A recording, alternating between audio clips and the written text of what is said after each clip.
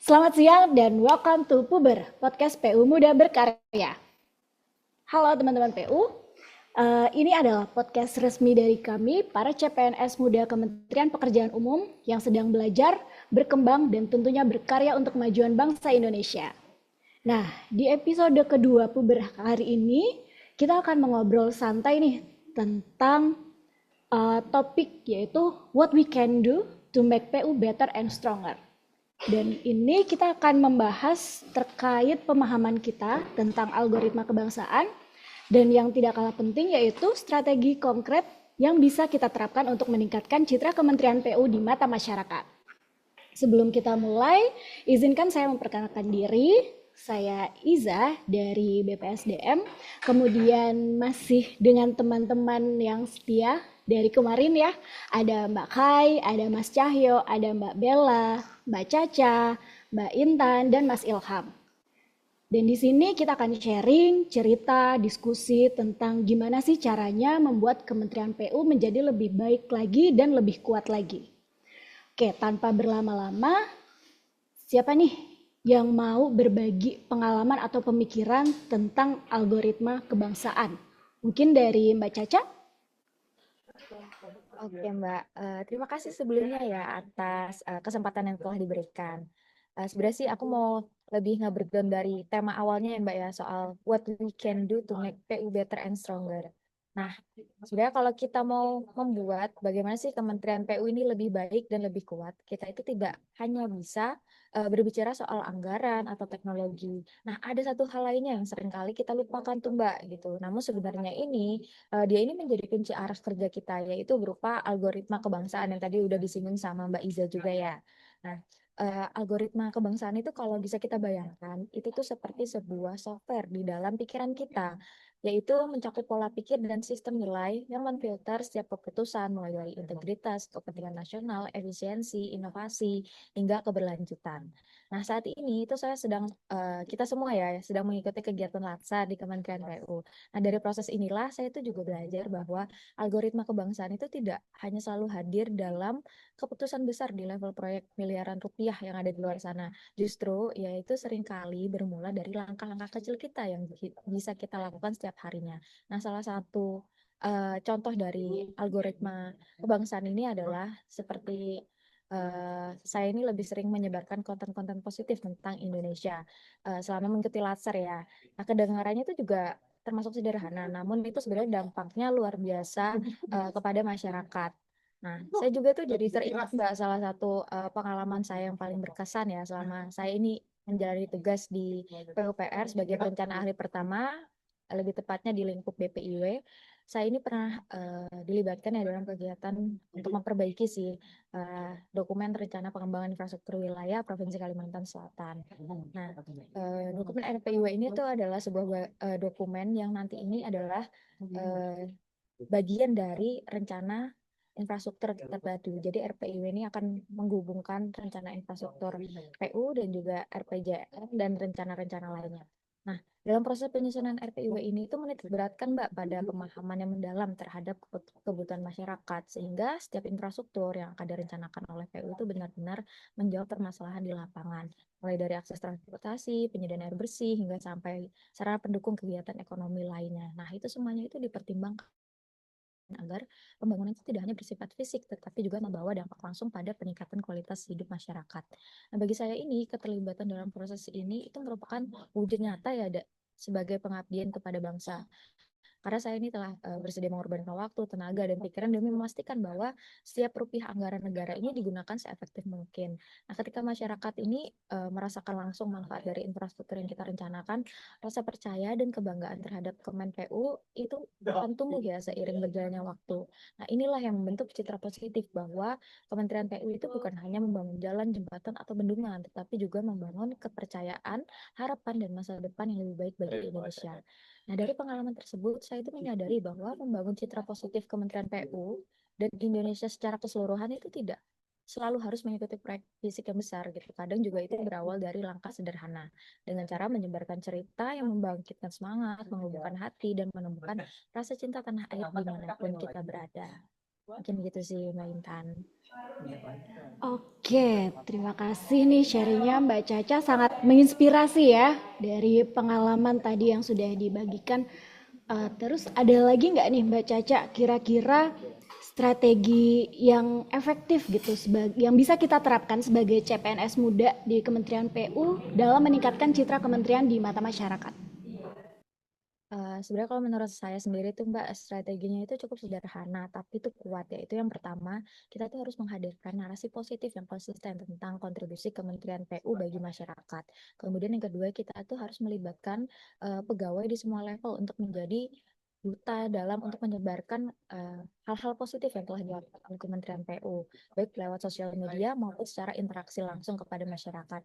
Dan ketiga itu adalah pastikan setiap hal yang kita bagi itu selaras juga dengan nilai-nilai Pancasila dan semangat persatuan. Mungkin itu sih Mbak dengan menurut saya ya. Oke, thank you Mbak Caca. Nah, sekarang Ya, kita terima dengerin yuk kasih. perspektif dari Mbak Kai mungkin.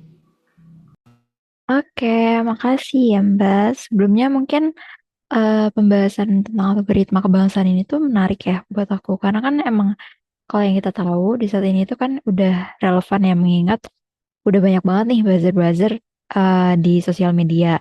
Nah, kalau yang aku pahami dari materi algoritma kebangsaan ini itu sendiri sih kayak istilahnya kayak kita masak gitu ya, mana kita punya bahan yaitu nilai-nilai dari kebangsaan itu sendiri kayak misalnya integritas ataupun inklusivitas. Kalau misalnya di ASN pun mungkin khususnya itu kayak nilai berakhlak ya kita punyanya. Nah, kemudian juga ada proses itu gimana kita olah nilai itu dalam pekerjaan kita sehari-hari yang mana nantinya menghasilkan perubahan nyata, which is kalau misalnya dikaitin sama jabatanku sendiri itu kayak kita memelopori instrumen hukum yang bermanfaat. Terus itu hasilnya juga.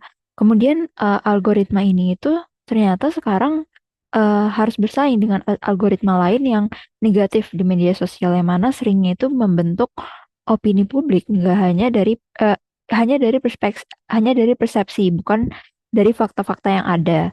Nah, kalau dari pengalamanku sendiri dalam menerapkan algoritma kebangsaan itu seringnya dalam menyusun rancangan peraturan sih ya, karena kan aku sebagai perancang peraturan perundang-undangan.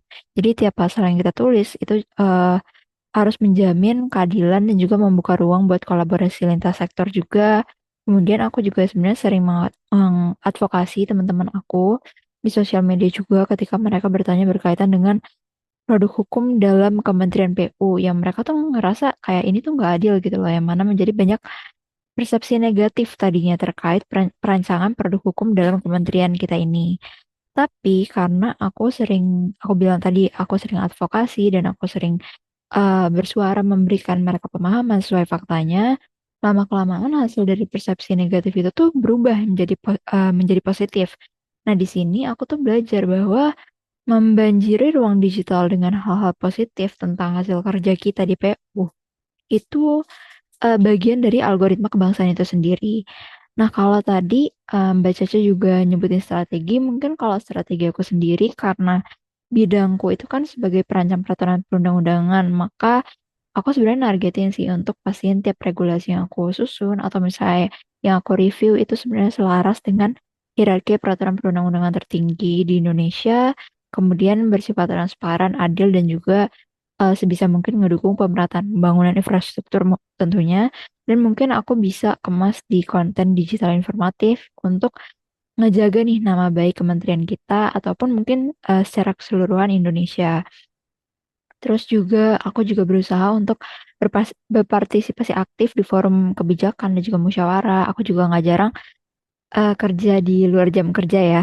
Sebenarnya ini bukan cuma aku aja, aku yakin kalian juga semua seperti itu. Itu sebenarnya salah satu dari bentuk kita integritas kita ya. Dan mungkin yang terakhir aku akan aktif mantau isu yang berkembang dan terus asah kemampuan analisis aku supaya bisa respon hoax atau framing negatif terhadap Kementerian PU ini sendiri. Mungkin itu sih Mbak dari aku. Oke, terima kasih Mbak Kai untuk perspektifnya yang menarik nih. Ternyata kalau dari ceritanya Mbak Kai, algoritma kebangsaan ini bisa diterapkan di ranah hukum ya, gitu. Nah, sekarang kita mau dengar perspektif dari sudut pandang yang berbeda lagi. Mungkin ada yang mau menambahkan? Oke, boleh izin menambahkan ya Mbak Iza ya. Dari teman-teman ya, saya Isabella. Jadi kita memahami bahwa pentingnya untuk punya bekal pengetahuan algoritma kebangsaan. Dan ternyata memang dampaknya luar biasa signifikan ya. Jadi sangat penting tuh untuk tahu apa aja langkah-langkah konkret untuk mulai mengimplementasikan algoritma kebangsaan, terutama dalam hal bela negara. Sedikit sharing aja dari aku yang lulusan akuntansi S1 yang saat ini bertugas di Sekretariat Jenderal ya. Ternyata penting banget loh untuk meningkatkan literasi digital, untuk meningkatkan kita punya kapasitas berakhlak. Dan bahkan ya, mungkin teman-teman tahu kita sedang ada di era efisiensi ini. Jadi diharapkan dengan punya algoritma kebangsaan dan juga literasi digital, kita diharapkan bisa lebih kreatif, kolaboratif, dan produktif di lingkungan kerja.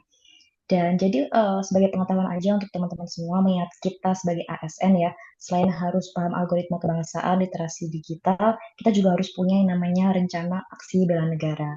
Ya, dan menurutku sebagai ASN, literasi digital ini sangat berkaitan ya dengan nilai-nilai bela negara, karena itu artinya sebagai generasi muda, kita punya kemampuan lebih untuk berkontribusi di media sosial, untuk mengobarkan semangat cinta tanah air, disiplin, dan berintegritas. Nah, seiring waktu akan lebih mudah untuk kita untuk memahami tentang algoritma kebangsaan dan literasi digital, karena itu sebagai aspek yang penting ya untuk menciptakan Kementerian PU yang lebih kompeten, adaptif, kolaboratif, dan akuntabel sesuai dengan nilai-nilai berakhlak. Begitu Mbak Iza. Oke, terima kasih Mbak Bella. Nah, aku setuju nih sama salah satu statement yang Mbak Bella tadi bahwa kemampuan menggunakan aplikasi atau kayak literasi digital gitu ya di masa sekarang tuh bukan lagi sesuatu yang nice to have gitu, tapi memang suatu yang harus kita punya gitu. Nah, ngomong-ngomong tentang literasi digital, sekarang kita dengerin nih perspektif dari teman-teman yang dari bidang IT, mungkin dari Mas Cahyo. Oke, makasih banget Mbak Iza kesempatannya. Kalau dari aku sebagai orang yang pernah menempuh studi di jurusan IT, algoritma itu udah jadi bahasa yang melekat banget ya dan biasa dibahas, digabung dengan kebangsaan gitu. Jadi topik yang menarik banget nih. Seperti yang pernah aku pahamin selama kuliah, algoritma itu kan tentang gimana kita ngelakuin sesuatu atau langkah-langkah yang mau kita lakukan untuk menyelesaikan sebuah masalah secara sistematis. Nah, jadi menurut aku algoritma kebangsaan itu langkah yang sistematis dan terstruktur yang tujuannya untuk menumbuhkan dan memperkuat rasa bangga, cinta dan senang terhadap negara kita gitu. Jadi algoritma kebangsaan ini menarik banget karena kita harus punya pola pikir yang udah tersusun rapi nih supaya output yang bisa kita berikan bisa berdampak positif ke depannya. Bukan cuma buat kita tapi juga buat negara. Nah, berhubung tadi teman aku udah bahas literasi digital, aku juga ada nih pengalaman yang terkait sebagai salah satu pegawai di Pusdatin PU. Sebagai unit pengelola data seluruh Kementerian PU, yang kita tahu nih, satuan kerja kita kan menaungi seluruh wilayah di Indonesia. Kita juga jadi punya peran yang sangat krusial untuk mengedukasi rekan-rekan di seluruh kementerian tentang era digitalisasi sekarang. Mbak Bella tadi kan udah ngomongin literasi digital. Nah, kita di Pusdatin sendiri juga suka nih kasih reminder melalui email ke teman-teman semua, banyak bahasanya. Salah satunya tentang bahaya cyber, cara mencegah informasi hoax, dan masih banyak lagi yang rutin kami kirim melalui email supaya teman-teman yang lain juga bisa aware nih yang mana atau kalau kita mau kaitin sama algoritma kebangsaan tadi, kita ada di tahap bisa memproses input-input informasi yang tadi udah banyak banget masuk ke kita melalui handphone kita salah satunya. Nah, dari situ harus bisa kita proses mana yang nantinya akan menghasilkan output yang baik nih. Apalagi kita di sini posisinya sebagai ASN kan. pastinya tuntutan ataupun keinginan kita untuk mencintai bangsa harus lebih tinggi dari masyarakat dong. Mungkin itu sih, Mbak. Oke, terima kasih Mas Cahyo. Nah, kalau dari Mas Cahyo sendiri ada apa nih? Mungkin saran atau pendapat terkait strategi apa sih yang bisa kita lakukan nih, Mas? Hmm, menarik banget pertanyaannya, Mbak. Eh, Mungkin karena tadi kita udah paham nih apa yang jadi bahasan podcast kali ini. Aku jawab dulu nih dari sisi inputnya dulu ya. Tentunya sebelum kita mau output yang kita mau di Kementerian PU lebih baik ya, kita harus punya input sebagai pekerja di dalamnya yang baik dulu nih. Salah satu yang udah diterapkan di lingkunganku di Pusdatin dan mungkin honor-honor lain juga udah ada itu ZI atau zona integritas. Nah, ini salah satu langkah yang bagus banget nih buat ngasilin output yang baik. Karena di sini kita tiap hari atau bahasa algoritmanya di tahap prosesnya kita menerapkan nilai-nilai berakhlak dan berkomitmen untuk meningkatkan kualitas pelayanan publik. Apalagi kita sebagai instansi yang banyak banget berhubungan dengan masyarakat kan. Jadi dengan kita menerapkan nilai-nilai tersebut, otomatis output yang sudah kita harapkan ketika menyusun langkah-langkah agar PU menjadi kementerian yang lebih baik, eh, baik dari dalam maupun luar ya, bisa terlihat oleh masyarakat dan bakal mengikuti kok apa yang kita usahakan sebelumnya. Jadi menurutku dengan kita menyadari bahwa apa yang akan kita lakukan ini udah menyumbang satu output yang akan terasa hasilnya di kemudian hari gitu. Oke, terima kasih Mas Cahyo. Nah, sekarang kita dengar perspektif lagi nih dari orang di bidang IT. Ada satu lagi, Mas Ilham. Boleh Mas Ilham? Oke, jadi nyambung ya dari Mas Cahyo tadi. Jadi aku juga orang yang backgroundnya sama dengan Mas Cahyo, yaitu IT. Jadi setuju banget sih dengan analogi algoritma kebangsaan itu. Jadi kalau kami gitu ya di dunia IT itu segala sesuatu harus disusun secara logis, sistematis gitu ya. Begitu juga dengan upaya menumbuhkan rasa cinta tanah air ini. Butuh langkah yang terstruktur, bukan sekedar wacana-wacana doang nih gitu ya. Jadi kalau algoritma bisa menyelesaikan masalah kompleks di sistem digital atau di software gitu ya, kalau anak IT bilangnya, nah maka algoritma kebangsaan bisa jadi pendekatan nyata nih untuk mengatasi tantangan sosial. Gitu. Jadi kalau pengalamanku pribadi sendiri gitu ya, membuktikan bahwasanya hal ini tuh benar adanya gitu ya. Karena kan sekarang aku penempatan ada di Biro Komunikasi Publik, kemudian juga tupoksi aku sebagai evaluator publikasi dan sistem informasi gitu ya. Jadi tugasku itu benar-benar memastikan bahwasanya informasi dari kementerian itu tersampaikan secara tepat, efektif, dan membangun citra positif PU terutama gitu ya. Jadi setiap langkah ini dianalisis nih untuk audiensnya siapa, penyusunan pesannya gimana, hingga nanti evaluasi dampak dari yang kami publikasikan itu gimana sih gitu. Apakah positif atau negatif, dan kalau negatif gimana nantinya untuk ngehandle-nya atau mitigasinya gitu. Jadi semuanya ini adalah proses yang sistematis yang mencerminkan algoritma kebangsaan dalam praktik nyata. Jadi melalui pendekatan yang terstruktur inilah sebenarnya aku merasa peranku itu berkontribusi dalam membangun kepercayaan publik terhadap pemerintah, kembali lagi khususnya di Kementerian PU kita ya. Jadi informasi yang disampaikan dengan baik bisa jadi jembatan antara negara dengan masyarakat. Nah, di era digital seperti sekarang, narasi kebangsaan tidak bisa jadi hanya disampaikan lewat seruan semangat gitu ya, tapi juga lewat data, sistem, dan strategi komunikasi yang cerdas. Nah, itu sebenarnya juga beberapa strategi aku dalam gimana sih untuk enhance dari si PU itu sendiri. Gitu sih Mbak Aisyah. Oke, makasih Mas Ilham untuk sharingnya. Nah, yang terakhir nih ada satu lagi nih yang belum berbicara. Boleh Mbak Intan? Mau dengar dong pendapatnya Mbak Intan? Ya, terima kasih Mbak Iza atas kesempatan yang diberikan. Jadi setuju banget sama yang sudah disampaikan sama Mas Ilham ya, bahwa ternyata strategi komunikasi itu bisa jadi solusi. Dan sebenarnya dalam implementasi Cinta Tanah Air, kalau dilihat di perspektif pembangunan Indonesia, kita tuh bisa mulai dari fakta bahwa kita tuh kan punya 38 provinsi ya di Indonesia. Dan masing-masing provinsi itu perlu perencanaan yang baik. Nah, di sini sebenarnya Kementerian PU tuh udah memberikan dukungan melalui infrastruktur. Bahkan sebenarnya Kementerian PU sudah berkontribusi sejak tahap perencanaan. Nah, salah satunya itu melalui unit organisasi BPIW atau Badan Pengembangan Infrastruktur Wilayah. Sayangnya belum semua kalangan nih tahu tentang peran BPIW yang satu ini, yaitu tentang perencanaan tadi. Makanya kita bisa pakai algoritma untuk menyebarluaskan informasi tentang produk-produk dari Kementerian PU khususnya di BPIW. Sejauh ini kalau di BPIW itu udah mulai publikasi informasinya melalui media Instagram ya Mbak Iza.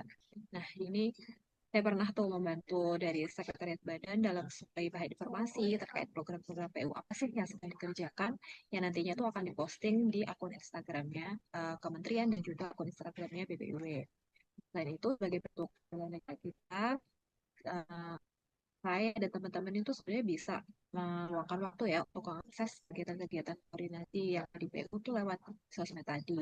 Kalau saya pribadi lebih mendalami sosmednya BPIW. Nah, di sini eh, saya dan teman-teman itu juga bisa belajar soal integrated city planning, konsultasi regional atau konrek, kemudian rakor bangwil gitu. Jadi melalui media sosial ini kita bisa membuat program-program PU yang sebenarnya sangat bermanfaat buat Indonesia ini tuh semakin dikenal sama masyarakat. Jadi kita mendukung tersebar luaskannya informasi yang baik, benar, dan gak hoax. Itu Mbak Iza. Oke, terima kasih Mbak Intan. Nah, tadi kan kita dari awal nih sudah mendengarkan terkait algoritma kebangsaan gitu dan penerapannya di berbagai bidang gitu, mulai dari tadi ranah hukum, kemudian komunikasi publik juga, kemudian terakhir dari Mbak Intan itu terkait di perencanaan gitu ya. Nah, saya juga mau menambahkan ini ada 5 nilai inti dari algoritma kebangsaan itu, yaitu tentang keadilan, gotong royong, inklusivitas, integritas, dan kepeloporan gitu. Kenapa ini penting? Supaya penggunaan teknologi di masa sekarang itu bisa memberikan dampak positif seperti yang kita tahu. Sekarang kan tadi juga sudah disebutkan ya tentang hoax dan segala macam gitu ya, yang mana itu bisa mempengaruhi citra Kementerian PU gitu di masyarakat umum gitu. Nah, untuk hal ini tadi juga sudah disebutkan gitu, bisa strategi yang bisa dilakukan adalah salah satunya dengan posting konten positif gitu tentang Kementerian PU atau tentang Indonesia di media sosial. Nah, kalau misalnya kita mengaitkan dengan materi kemarin terkait bela negara, ada lagi strategi-strategi lain yang bisa dilakukan gitu. Tadi juga disebutkan misalnya datang tepat waktu gitu di jam kerja, atau kalau misalnya ada keperluan juga kerjanya mungkin pulangnya agak telat-telat dikit lah ya gitu. Dan di kantor juga kita tidak boleh mendiskriminasi dengan orang lain, dan kita juga harus selalu siap siaga, dan yang terpenting adalah kita harus menjaga kebugaran kita dengan caranya kita berolahraga rutin gitu. Oke, mungkin itu topik yang kita bahas hari ini. Kita ketemu lagi di sesi podcast berikutnya. Terima kasih teman-teman. Sampai jumpa.